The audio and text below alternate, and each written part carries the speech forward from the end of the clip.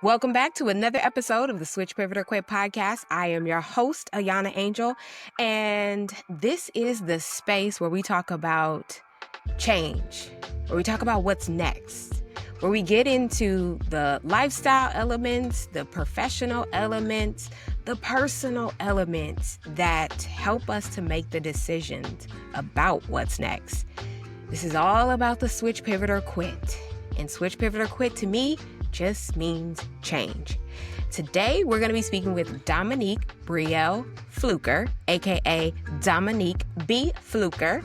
And Dominique is a wonderful woman who I met years ago. Funny enough, not too long after I first started this podcast, Dominique came out to one of my live podcast recordings.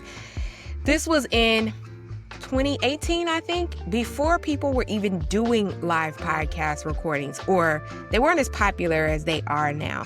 I just tried my hand at a thing. Me having a marketing background, I figured this is something that's a good idea to do to get this podcast out there. And lo and behold, I met Dominique, who was a pleasure at the time and continues to be a pleasure. She's such a wonderful spirit and energy that you're going to pick up on once we jump into this conversation. Dominique has a long history that is exemplary. She's done a lot of amazing things. Dominique is a nationally recognized multimedia journalist. She's a moderator. She's a content marketer. She is a interior design storyteller, and she's an editor. And right now, she happens to be a contributing lifestyle editor at Essence Magazine. Dominique has accomplished a lot in her years, her short years, I'll say, because she's not old, right? And she has walked away with some learnings from the things that she's accomplished. And she's such a grounded and down-to-earth person that I think you will really enjoy hearing about her journey and what she's learned along the way. So let's get into it. Dominique, I've watched you grow so much and just really come into your own in the space of media, on both sides of media. And I'm so proud of you. So I'm so excited for us to be chatting today. And the first thing I want to ask you is, what 3 words would you use to describe yourself? Yes, thank you so much for that question and beautiful intro. So I would say ambitious, bold, and tenacious. Tenacious. That's a word I haven't heard in a while. What makes you tenacious? I am just so driven. I don't take no for an answer. If I do get no, I go around or figure it out. I'm really dedicated to my craft and also just the art of living well and going after my dreams. I don't want it to be a situation where I have any type of regrets. When I was accepted into my undergraduate college, Sarah Lawrence College in New York, I had applied early and I didn't get early decision. In fact, the admissions director sent a letter to myself and my guidance counselor at Berkeley High School and said, "We love your tenacity. If you're able to up your GPA some, you have a stronger chance." And I did everything I could do in that semester to, in fact, do that. And then I got into Sarah Lawrence. So that was your first sort of experience with being told, do more, and then you saw what doing more would get you. You saw the results of it. So is it safe to say that's something you adopted moving forward?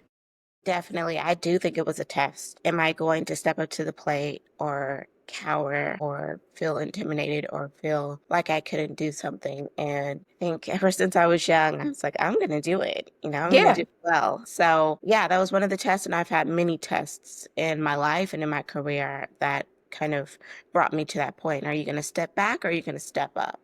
Mm. I would say that was the first one. Mm-hmm. And so aside from that one, what other test stands out for you as like one that you would say to yourself, like, I really did that? And when you're encountering other challenging situations, you maybe use that experience to remind yourself.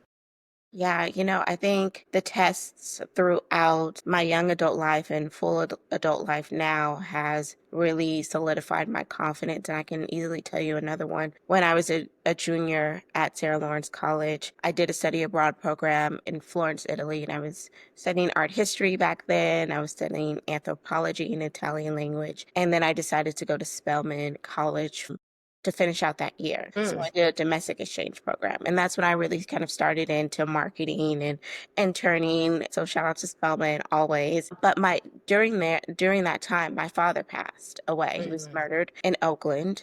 I went back home, of course, to help my mother and to grieve and to plan the funeral, essentially. And right. came to a point where it was like, okay, I've been on bereavement for about 2 to 3 weeks. And my mom came to me in my room and said, you know what? I think you should go back to school. And that was another turning point for the both of us because I had all these scholarships. I had a track to finish. And I know that it was very important for her to finish, but also for me to finish, but also for my father to get my college degree because I was the first generation graduate in my family, in my immediate family, my mother and my father. So that was really important to them. But that was another test because Yeah. what if I didn't go back? What if I took a year off and stayed in Oakland, where I'm from, and decided to do that? I probably would have a very different life right now.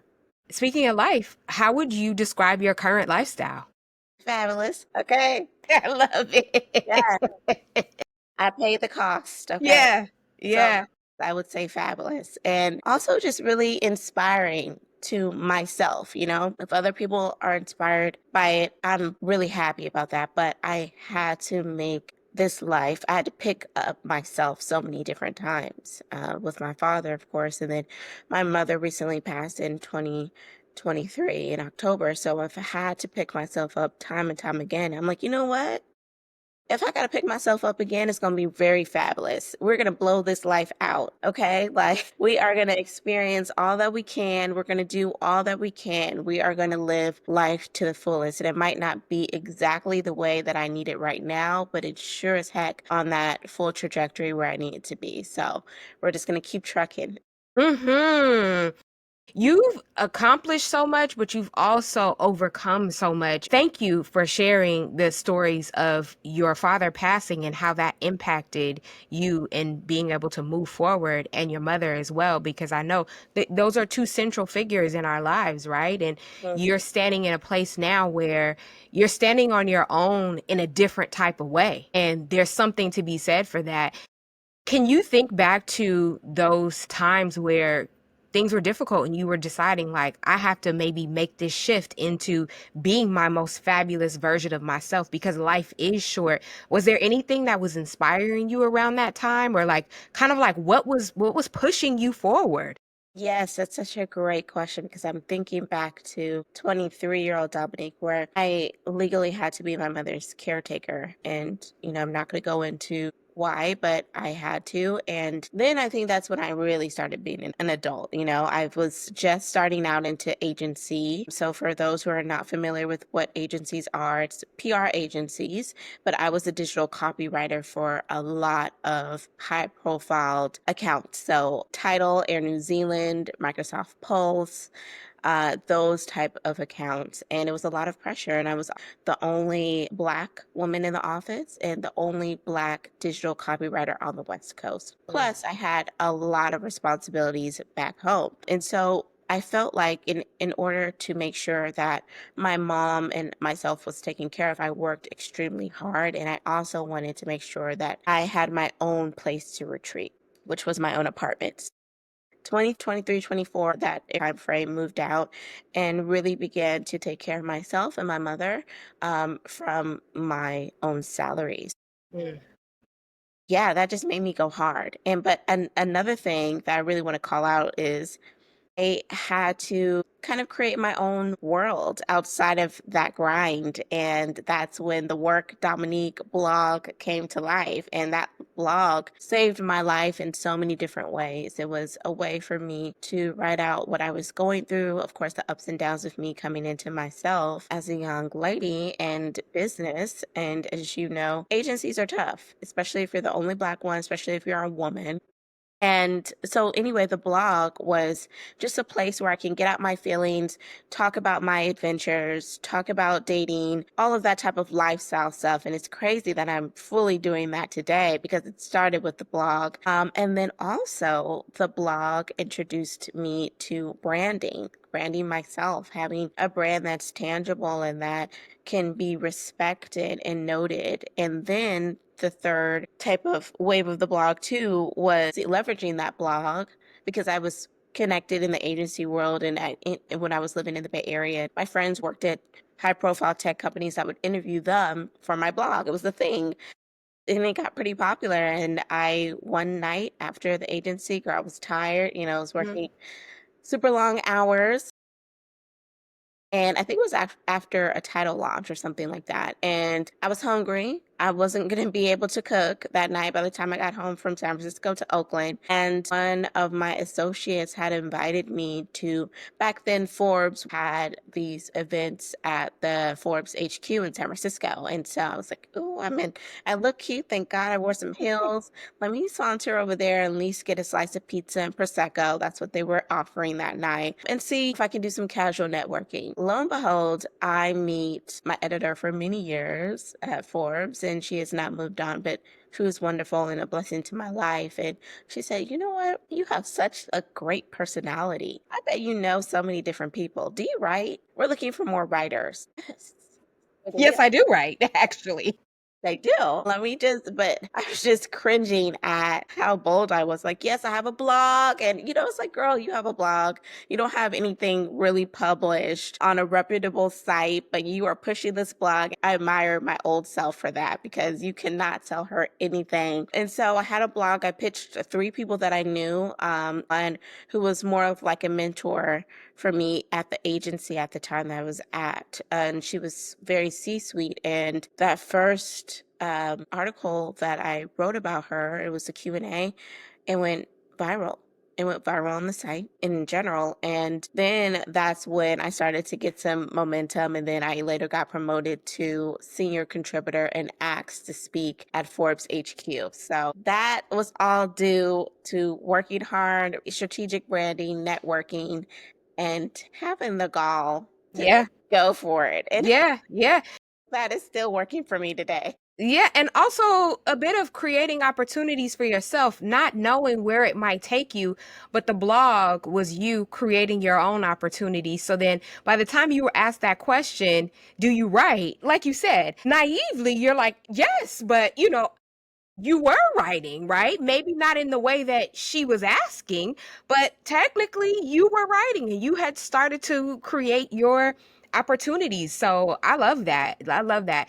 And at this point, you've navigated roles at major platforms like LinkedIn, Instagram, Glassdoor, TikTok, and now Essence. You're an editor at Essence. How do you determine what avenues you're going to take or go after next?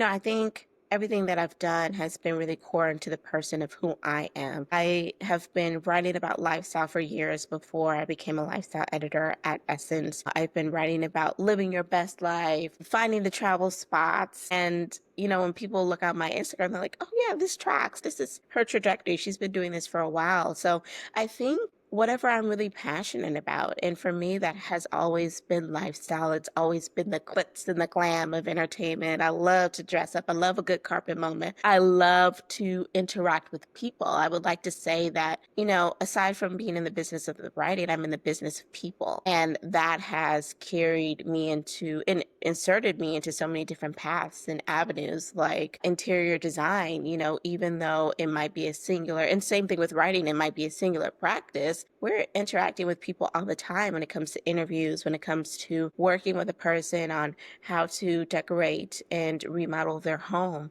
That is very people and person centric. I've recently been getting into the carpet interviews, on camera interviews, the television spots, and that's a totally different ball game when it comes to working with producers, working with set design people, working with photographers, and I love it all. Like Yeah. I feel like that's what I'm supposed to do.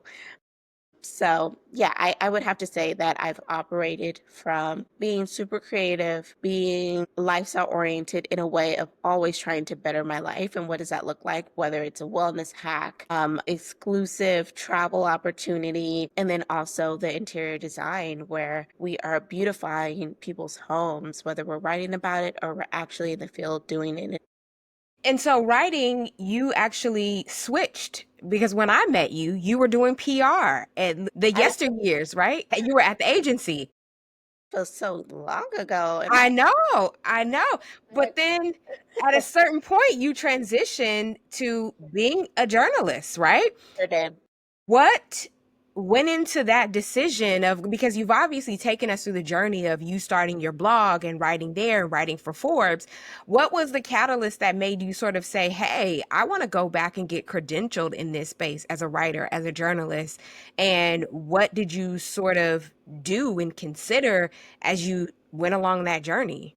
Yeah, definitely. I love this. It's bringing me back down memory lane. And Yeah. sometimes we need to remember all the things that we've done so we can walk through confidently to the next stage and projects of our lives. So I love this. Thank you for that question. So I will take you back to when I was clawing up the agency ladder. I was at PR agencies. I was a digital copywriter. And so I started as an account coordinator, and that was more of like a PR role. But luckily for me, I was asked to do like influencer marketing additional to that. So that kind of, I wielded that role into working myself up to be a senior account executive at a large agency. And oh my God, I was so hard on myself back then. I used to go to the Color Com conferences all the time, and I wouldn't connect with my comms girlfriends, and we'd be like, and I still talk to her to this day, we'd be like, okay, so by the time we're 26 and 27 will be VPs.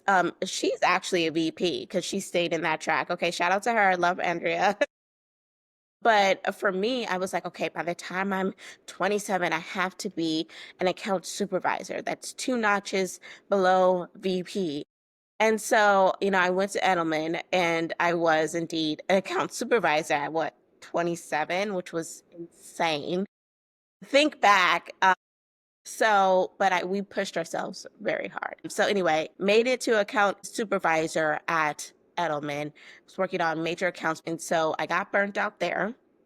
And then I decided to transition into tech. I see this editorial role that would be perfect for me because as a copywriter, you're constantly writing. I have all these digital campaigns I can speak to. It's still live on my site now, ladies. If you want to run the receipts on me, you can, honey. Okay. It's still live.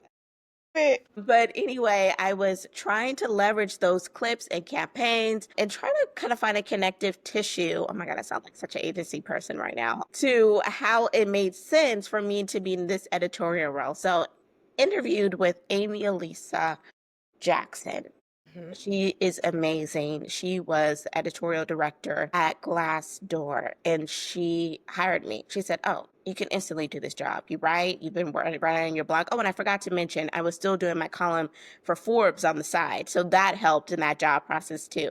Yeah, Yeah. so I had a night because remember, I had to take care of my mom. Yeah. So you had all these different avenues lined up already that you were Yes. activating on. Yes, and I Yeah. retired my mom in my late 20s. And so I was like, okay, this money got to keep going in, Yeah. but I Yeah. can get more through tech and also set us up. And so anyway, I got the tech job at Glassdoor. I was the editorial content marketing manager there, and I loved it. I loved every bit of it.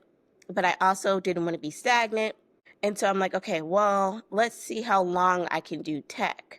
So Mhm. I ended up going to TikTok because I was a flashy company. I felt like I needed that on my resume. I love Glassdoor. TikTok was a hard working experience for me. And so I did TikTok, and then I got really burnt out because I was also working Chinese hours.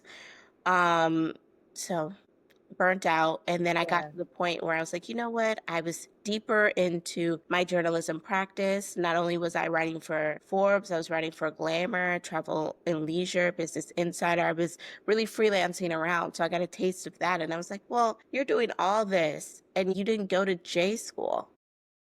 I mean, Sarah Lawrence College is known for their writing classes and their interdisciplinary education. Mhm. So I certainly knew how to write. Right. But technically, I didn't in terms of journalism and Right. practice. And so I said, well, what if you go to J school? I mean, mom is comfortable now. We're comfortable, both of us. She's taken care of. You've always wanted to go to LA. What if you go? And so I was, I was sitting on my hands. And that's one thing I learned. You need to strike where the iron is hot. Mm. Procrastinating because opportunities can go just like that. And so I was sitting on my hands, and then I went back on to see about the deadline. Missed it for USC, Mm. journalism school I ended up getting into. And God told me, and I know it was Him, it was the Holy Spirit. He told me a couple of days later, go back and check the website. And so I say, are you sure? I'm not supposed to be going to LA. Like, maybe I should just get another content marketing role, suck up my money, go to Napa and flounce around like I've been doing. Are you sure? He said, yeah, check that. And so I said, okay. And so I go back online and said, oh, it's been extended. The Wow. way my breath was, and I talked to mommy about it, and she's like, oh my God. Because she wanted she wanted me to get my master's too. That was another thing. She just loved education and so smart and really Mhm. encouraged me to get my master's. So that was her pushing me too in that way. And she knew I can do it. And so I was like, okay, Nene, I'll call you after I'm done with this essay. And she's like, okay, let me read it. And so it was just like our secret private thing. I didn't tell Mm. anybody, anyone, except for my mother, that I was Yeah. thinking about doing this. And that's another tip. Keep things close to your chest until it's done. And so I ended up applying, and I didn't know if I got in. Mm. So I quit TikTok because I was over it.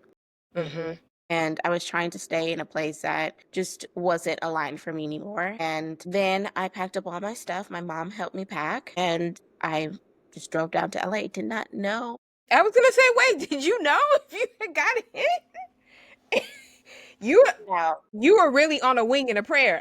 and a prayer.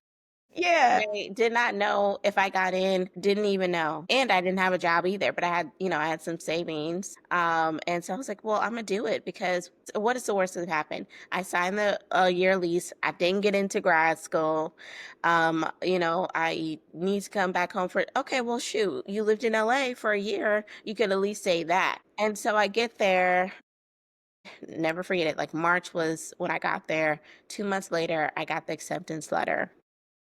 And then I got a contracting role at LinkedIn as an editorial manager because I was working. I was working to pay for grad school, even though I got a great scholarship as a Cowan scholar. I was still working to fund that and to fund myself. Mhm. It ended up working out. And then when I was in grad school, I was a teaching assistant with my kids for a journalism 101. And then Essence asked for me to do some freelance work. And then that's when I was also writing for Essence years ago, like Okay. 2018. So I already had that relationship, but then they asked for me to do freelance work around LA. Mm. And so I took every opportunity, and then they asked for me to come on and while I was in grad school. So I was doing both. I was going to class, I was going to press trips, I was getting my work done. I was just doing all the things. So you transitioned to full time at Essence while in grad school. Yes. Wow. And so take us back to the TikTok time and the Hmm. TikTok decision. You said it wasn't aligned with you anymore. Hmm. How did you know that it wasn't aligned with you anymore? That's one thing I really do love about me is my intuition is always spot on. I know when people, places, or things are not aligned for me anymore, and I know when it's time to pivot. Mm. And so I just listened to that inner voice, and I felt like, okay, this is not working. And what do I want my career to be Yeah. in total? Like, what do I want my legacy to be? Mm. And I said, well, you're gonna have to do something bold to get a bold result. Mm-hmm.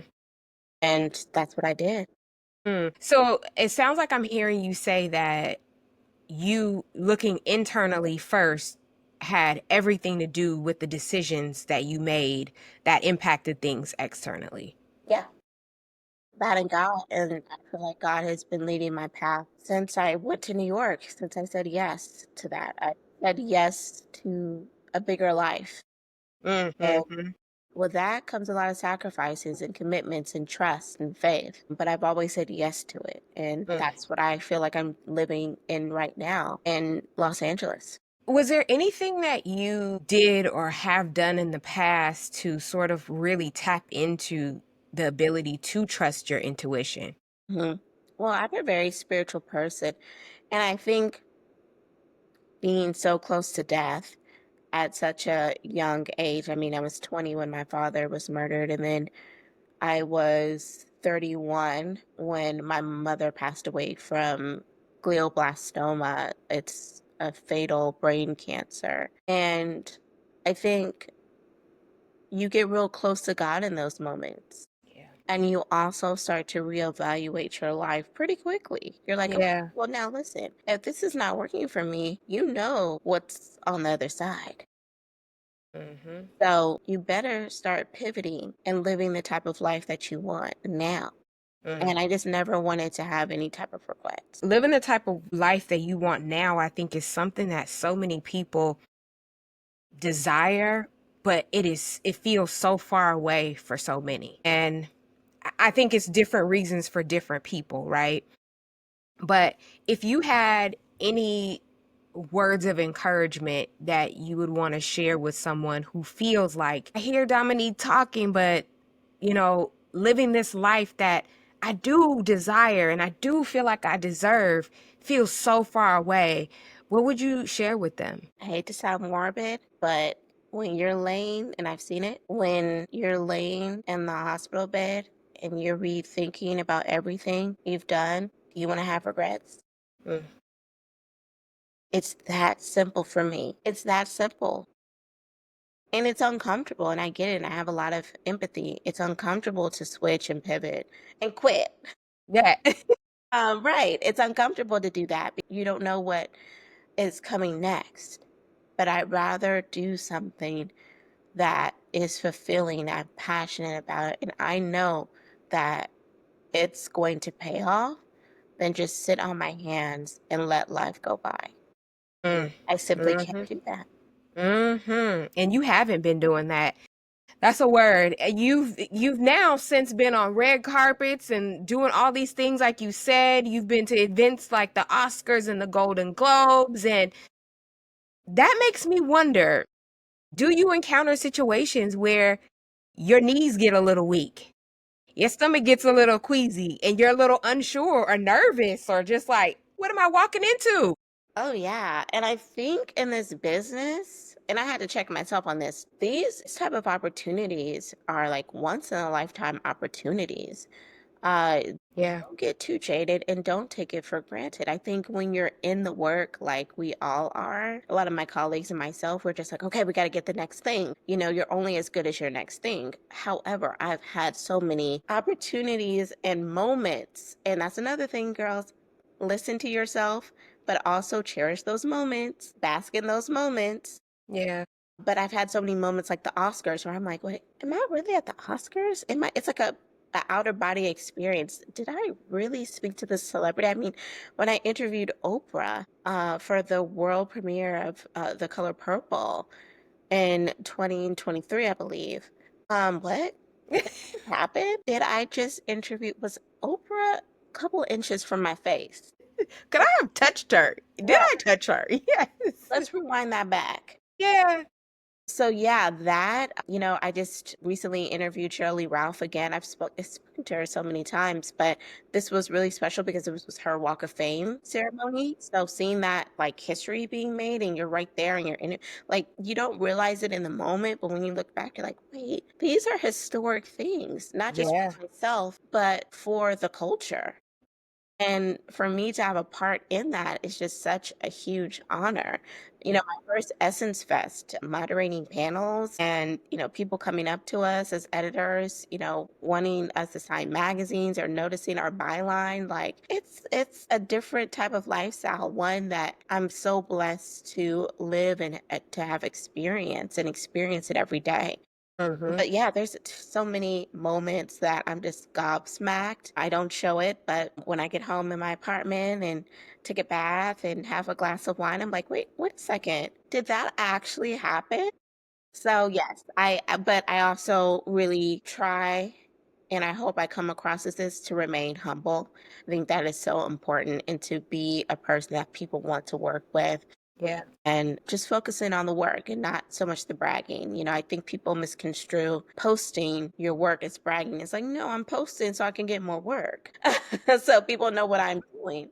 What do they say? Press begets press, honey. We're from that school. Okay, like, no, that is very strategic marketing. Yeah. Yeah. Yeah. Yeah. Speaking of doing the work, what do you do to prep for big interviews? Like when you know you're gonna speak with a Sheryl Lee Ralph, an Oprah, whoever the person may be that's going to be coming down the carpet or you're gonna sit down with. How do you prep for your interviews? What tips would you give aspiring journalists to prep for interviews? When you're on red carpets, it's instantaneous. So you have to be very prepared because you can't be reading off a cue card. You have to know, you need to look at that sheet, hopefully 3 weeks in advance, study each talent to see what they have going on, what their new projects are, their previous interview. You need to study each and every talent you see on that sheet. And then there's also a certain thing where you can't really prep. You have to know, you have to be in the know, in the culture, in the zeitgeist. And then, when you start doing it, you have these really beautiful connections if you're lucky. Some celebs hold my hand Mm. when interviewing on carpet, or look at me like they feel comfortable interviewing with me. And I think that's something that you can't prep for. I think that just kind of naturally happens or evolves. But yes, I've had talent hold my hand crying on Mm, carpets. mm. And I just always feel so honored to be a part of their big moment because I know how hard they've worked and probably don't even know the half of the struggles they've been through behind the scenes. And they're, interlocking our hands and crying because I feel that comfortable and they know that I'm an empathetic person. And I think that's something that you can't really teach. Yeah. However, I would just say research, research, research. Ask the questions that haven't been asked before and really connect with them on an emotional level. I think I've gotten some of my best tidbits and excerpts and quotes from being empathetic and connecting with them on an emotional level, sharing something. That's how I know it's God, because I'm like, well, you put me all through this so I can be able to be empathetic and connect with others on that level. Is there anything that you still struggle with doing? And I say struggle, I use that word loosely. Struggle in the way that you have to push yourself maybe a little extra hard in order to do it. I think it's not so much career at this point. I think it's me just, like I said earlier, being in the moment, celebrating my moments and not going to the next thing, because media moves fast. And I feel like I've adopted this mindset of you're only as good as your last article, your last big project, your last big interview. And sometimes it's like, well, I don't know if that's necessarily the case, but in Yeah. our world, it feels that way. And so I think, you're so focused on getting to the next thing, you might not be giving yourself credit as much as you should. Hmm. And I do think I struggle with that a lot. And I had a conversation with a young lady. She was like, girl, do you know who you are? And I was just like, Tell me. but, I think I'm just trying to catch up to other people's perceptions of me because I am super humble and I do care mainly about the work. So I'm working on that. I'm working on, really taking in all that I've accomplished and done, also being in the moment and not just focusing on the next thing, and really just sitting still for a second and being like, oh, wow, that was great. Or maybe we should have done a little bit better with this, or how can we get to a next place, but honor where we are right now. And so that's what I'm working on.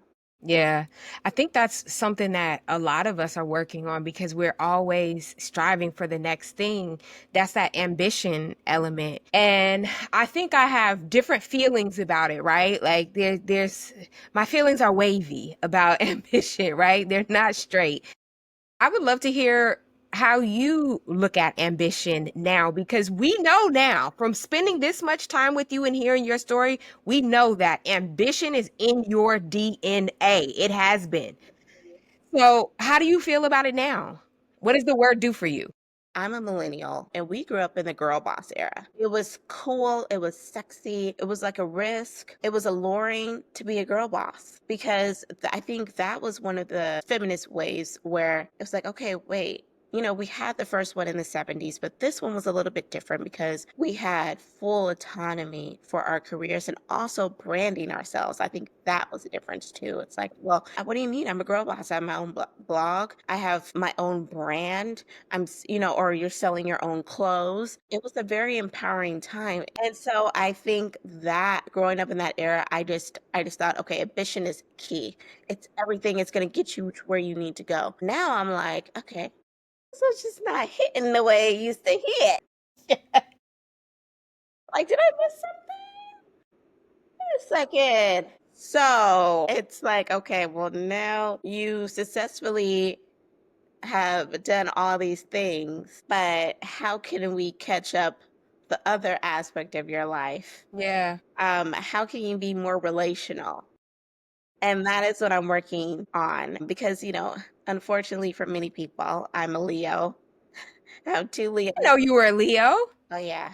Me too. When is your birthday? August 7th. You are right behind me. I'm August 15th. Or right ahead of me, I should say. Yes. Yeah. And Leos get a bad rap. So I was going to say I'm a Leo, but I also have Virgo on my chart. I also have Sagittarius in my chart. So it's a lot of fire going on. Yeah. And I'm really clear on what I want. And I'm learning in therapy flexibility. Yep. What a concept. So I'm learning how to be flexible, not so much in my career. I think you just kind of have to know what you want and try to go for it, but flexible in my relationships. Yeah. And it's been really helpful because people are going to fall short. I mean, you fall short all the time, Mm-hmm. but you can't tell us that we fall short because we don't think we fall short, but we fall short. We Yeah. fall down and we get up. Yeah.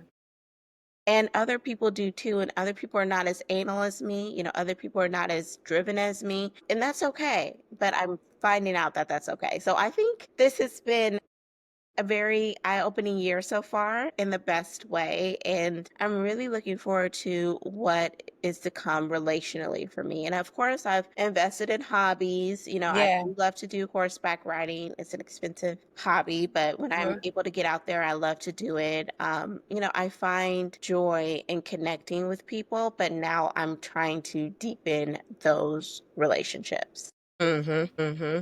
balance it out a bit. Yeah, absolutely. Balance is good. We love balance. You gotta balance it out. Success. We just talked about ambition. Yes. Success. What does the future success look like for Dominique? And do you feel like you still have a long way to go to achieve some of the things that would deem you successful in your mind? I think such a great layered question because I'm going to use part of this answer to be a manifestation tactic. But I think the first part of the answer would be I already felt successful around 25-ish, 27 when I was able to take care of my mom, retire her, have my career, have my friends, and have other relationships. And that was a huge part of success. Feeling successfully pivoting. That was another part, and getting my master's, which I'm really proud of. And I know my mother is proud of that. I only invited her to my graduation. She was so supportive and she was my rock during the time. So, her holding my degree is just living rent free in my mind. But that, and then the next step is, really being a serious contender in this media game, doing carpets, doing on camera work, doing set interviews, all of that leads into my brand. And of course, DBF Interiors would love to blow that out. So the last part of the answer is bigger. I see everything that I'm doing now, but on a bigger level, elevation. I'd love to be on TV. So doing more on camera interviews with celebrities, whether that's carpet, whether that's in studio, I could see myself on a television show as well. And I just feel like I can continue on this path, but the next iteration of this is going to be so much bigger. Is there anything that we haven't talked about that you're like, oh, I wish you would have asked me about this? Is there anything that you can think of that we didn't touch on?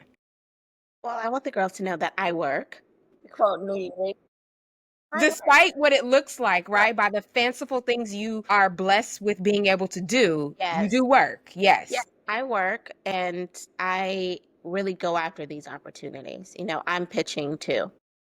And I am very serious about my craft, whether it's writing, interiors, lifestyle in general. I work. And so, don't let the events fool you. The events are part of the work as well. While I'm at events, it's so funny, networking at these events, I'm meeting these celebs in person, or I'm meeting a potential interview subject. I've pulled in certain exclusives Mm, networking at these events. mm, So it's all work. What that looks like, okay, you're in a ball gown and you're walking down a carpet and getting your photo professionally taken. That's for my brand. mm-hmm, That's work. mm-hmm. Or it's work when you're at different activations. That's for various brands. That's Yeah. for me to get those exclusive opportunities and stories, Mm-hmm, which will benefit me and benefit the mm-hmm. brand. So I just want people to really think through what they're seeing on Instagram and know that I work. Don't get it twisted. I like that. Well, that's a beautiful way to end, is that we want to confirm that Dominique works, okay? If you did not pick up anything else from everything that she shared, if you didn't get the clues that would let you know, we're just going to outright tell you she works. She works, she hustles for it. She makes the connections. She's in the right places at the right time. She takes the opportunities, all the things, and you obviously get it done. And thank you for spending time with us today and sharing with us a little insight into your world and how you work and why you work, and just sharing your beautiful experiences with us. Appreciate you for spending this time with us. Thank you so much for the opportunity. It was a pleasure. And you all, if you need to find out more about Dominique and her work, where should they go? It's so funny because my when I first came out, it was work Dominique. Yes, I remember that. That's A through line. You can find me on Instagram at Dominique B. Fluker. And yeah, and on LinkedIn at Dominique B. Fluker. amazing. Thank you all so much for spending time with us today. Thank you for lending us your ear. I hope that you've had a great, inspiring experience with Dominique and listening to her story. And as always, be well.